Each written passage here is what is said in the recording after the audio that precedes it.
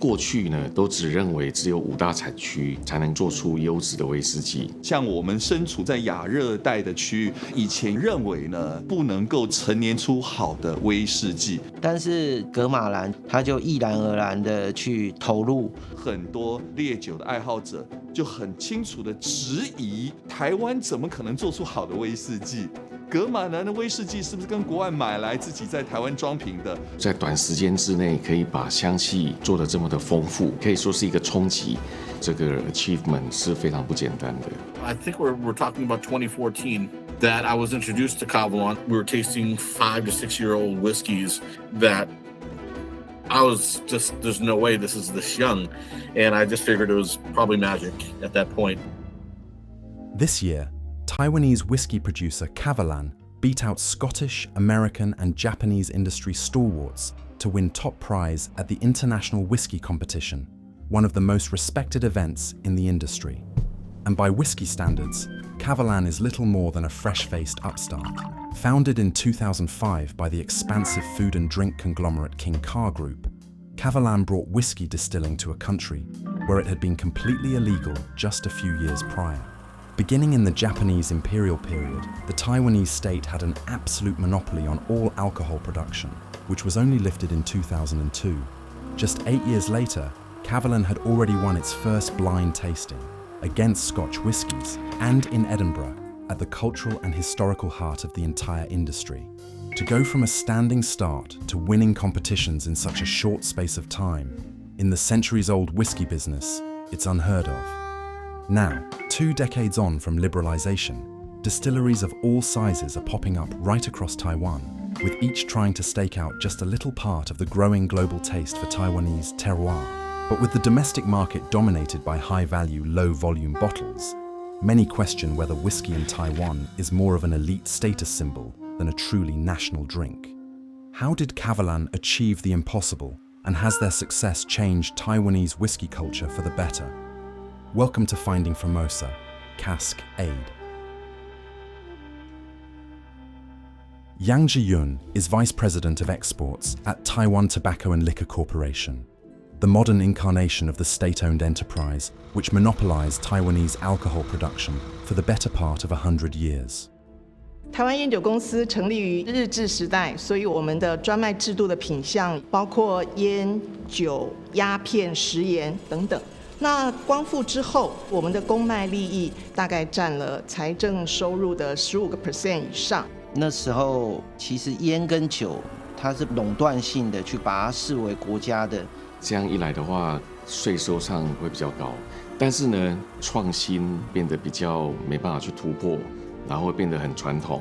因为当初我们是一个专卖的企业，凭良心说，在创新上不用创新，反正我们出什么产品，消费者就必须买什么产品。就那时候你可能只能喝到烟酒公卖局生产的高粱、啤酒，还有米酒，所以在你垄断的过程中，其实也是限制到了这个威士忌文化的发展。那在1980年后，台湾的经济开始起飞，消费者有机会到世界各国去旅游，那就会接触到更多不同的烈酒。但其实在那个时候，烟酒公卖局呢，还是规定有哪一些厂商可以去卖洋酒，所以其实当时只能买得到国外进口的，譬如说苏格兰威士忌、法国的葡萄酒，甚至啤酒也只有进口的。所以大家其实都很高兴，在2002年台湾正式加入 WTO 之后，让民营企业也可以做酒这一块。那后来开放了之后啊，台湾在地的民营酒厂就是像雨后春笋一样的冒出来。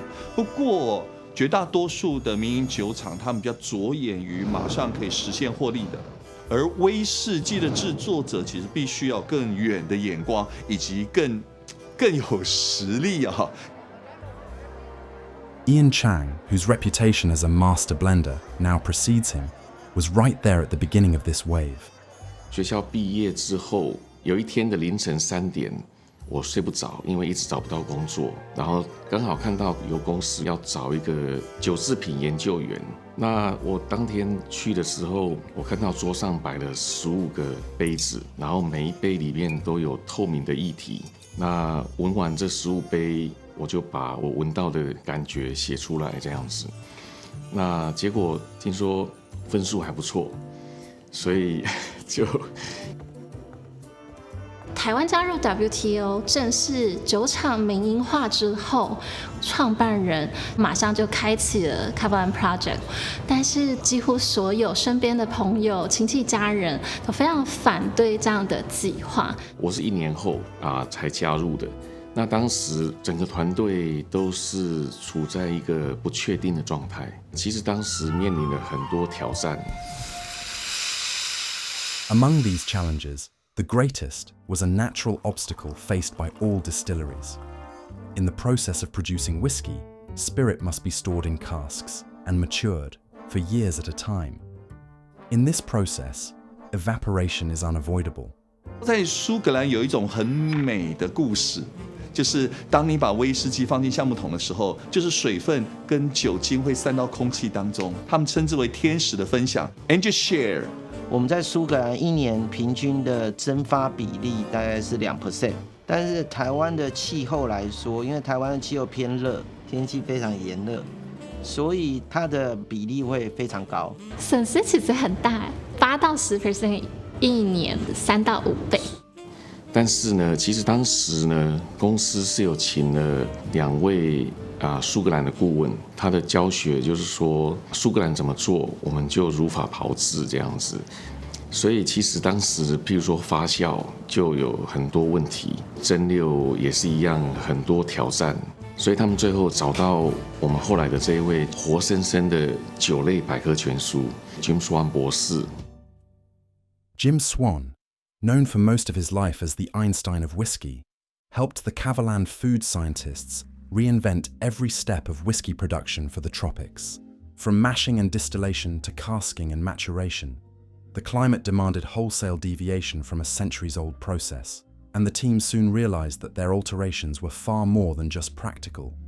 当你把蒸馏完的透明的酒心放进橡木桶当中熟成，烈酒开始跟橡木桶之间形成互动的呼吸关系。台湾在亚热带区，因为气候的炎热关系，这样的熟成的速率是加快的。虽然说蒸发量多，但是其实新酒的木头的香气成分也会比较多一点。刚好我跟 Jim Swan 都把威士忌形容成可以喝的香水，当然就是香气很重要。所以我们是让整个熟成仓库都是自然的。台湾的亚热带气候可以最大程度的影响、塑造我们的威士忌的风格。噶玛兰之所以成功，就是因为他把艺术跟科学把它结合在一起。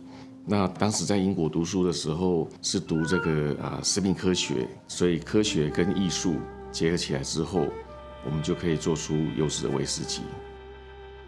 Our data shows that it's typically distilleries that have obviously been around for a very long time that are potential contenders to be the best of the world. Kavalan, for as little time as it's been around, has been performing tremendously. Most of the distilleries that enter their products to the IWC are submitting their best because it's really the best versus the best. Anything over a 95 is, it's really, really hard to achieve. And this year, their pheno got over a 97. So that's just outstanding. And don't get me wrong, they've been on the map, but this just further exemplifies how amazing a job they're doing in terms of whiskey production. 我们已经迈入一个非常成熟的市场了。但是在台湾的威士忌发展的历史，我觉得其实威士忌很多都会被认为是比较精英人士在喝的，就是其他国家呢基本上都是以调和式的威士忌为主，那台湾呢是大部分的都是单一纯麦威士忌。我还记得很多年前，我有一次去瑞士去拜访我的朋友，就问了当时的 bartender 他是说这里最好的威士忌是一支12年的 single malt whisky。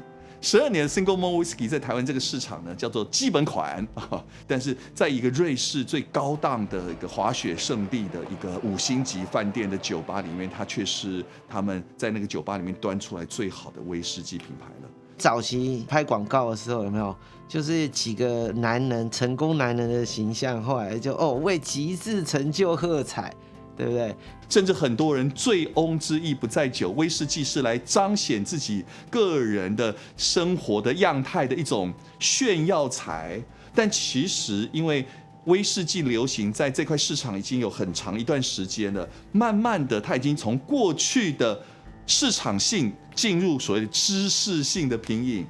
未来的消费者呢，因为他们现在收到更多的讯息，我觉得他们会照着自己的不同的情境、不同的心情，后来去挑选不同的威士忌喝。所以我觉得以后的品牌很难像以前一样一家独大。像早期只有 TTL， 到现在其实已经有很多酒厂的出现，我个人也是与有荣焉。因为毕竟早期我也是有参与这部分。金车他第一个率先出来自己建厂，后来用台湾的水、地理位置、这个气候去酿酒，后来也鼓励很多国外学酿酒的台湾人也回来建立自己的一个小小酒厂。其实我们发现，就是一个产业它越蓬勃发展，其实我们的技术会越来越进步，甚至是可以看到这些后来者，他们有更多创新实验的桶型或是多元的制成。And despite its traditional past, even the Taiwan Tobacco and Liquor Corporation has begun to innovate in recent years. 开放的竞争对我们的产品的冲击当然是很大，但到后来我们在产品创新研发这一块，我们确实下了一番很大的功夫。台湾的气候跟风土是我们一直非常强调的事情，所以2013年我们南投酒厂才出了第一支的单一麦芽的威士忌。它刚好性格上呢，跟宜兰的噶玛兰的威士忌是很不一样的。我喜欢称它为风土条件特色。当台湾有更多的威士忌酒厂，各个地方它记录这块岛屿独一无二的在每一个地方的风土条件特色。当全世界的威士忌爱好者来追逐的时候，他研究，这是原来护国神山中央山脉在哪里，东北季风怎么吹，而气候、温度、湿度是如何影响着威士忌给予它深邃无比的魅力，到底是如何来的？我认为这是台湾威士忌的下一步。